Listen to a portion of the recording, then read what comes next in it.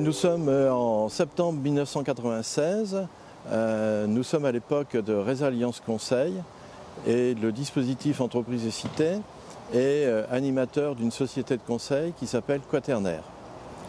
Nous participons à un séminaire de réflexion à Limoges où le préfet nous demande de mettre en place un plan de retour à l'emploi des salariés venant d'une faïencerie en difficulté. Les consultants de Quaternaire chargés de cette mission ont reçu une directive préfectorale, essayé de voir comment la loi de 1985 sur la mutualisation des emplois dans le monde agricole pourrait s'appliquer à l'entreprise.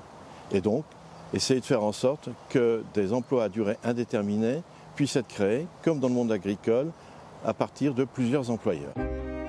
En février 1997, Marc Verly présente une note stratégique sur le sujet à Jean-Pierre Guillon, qui très vite est convaincu par le projet. On ne peut pas justifier, de quelque chose qui peut faire bouger les blocages sur l'emploi avec un groupement d'employeurs qui va être comme une éprouvette au milieu de l'océan. Donc tout de suite, je dis si ça marche, il faut y aller. Et donc il faut prendre des bassins d'emploi et puis il faut que globalement, il y ait un réseau qui se mette en place. Marc Verly prépare donc un dossier pour le conseil d'administration. Rapidement, les administrateurs sont séduits par le projet qui repose sur des valeurs communes à Entreprise et Cité, la liberté de l'homme, l'indépendance de l'entreprise et l'autonomie des territoires. Finalement, le conseil d'administration donne son feu vert pour la création du premier groupement d'employeurs.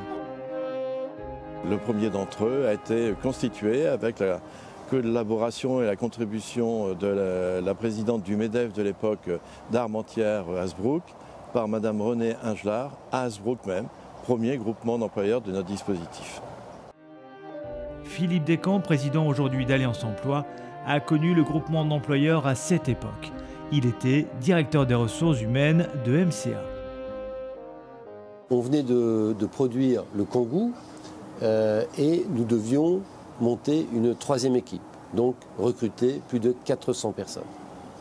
Ce qui était un challenge important qui a mobilisé l'ensemble des partenaires emploi du bassin de la Sambre. Et dans ce cadre-là, mon responsable emploi, Joseph Geller, m'a proposé donc de regarder une adhésion à Alliance Emploi, le groupement d'employeurs. Et ce qui nous a intéressés, et ce qui a aussi intéressé les partenaires sociaux, notamment la CFDT en comité d'entreprise, c'est la sécurité pour le personnel allié à la flexibilité, sachant que la flexibilité est évidemment très importante, notamment dans l'automobile, puisque nous avons des cycles de production de véhicules. Tous les acteurs de MCA ont tout de suite adhéré. Après une période de démarrage, il faut standardiser le modèle. Les différentes entités fusionnent sous une seule bannière, Alliance Emploi. Le groupement d'employeurs connaît de nombreux aléas liés aux différentes évolutions de notre économie. La crise de 2008 a permis d'éprouver son modèle social. La reprise amorcée ces dernières années a permis également au groupement d'employeurs de se développer en Hauts-de-France, mais également dans le Grand Est et en région parisienne. Aujourd'hui, les résultats sont au rendez-vous. Je ne pouvais pas imaginer à l'époque que ce projet pouvait atteindre un tel niveau. C'est 7-8 000 emplois qui ont été créés grâce à Alliance Emploi et c'est chaque année entre 1000 et 1500 personnes nouvelles qui sont embauchées. Je dois rendre hommage aux équipes, aux directeurs et directrices des groupements d'employeurs, au président Philippe Descamps, à Karim Khetib, qui ont mis de l'intelligence dans le système. On avait pensé un concept, ils l'ont rendu intelligent, et merci à eux.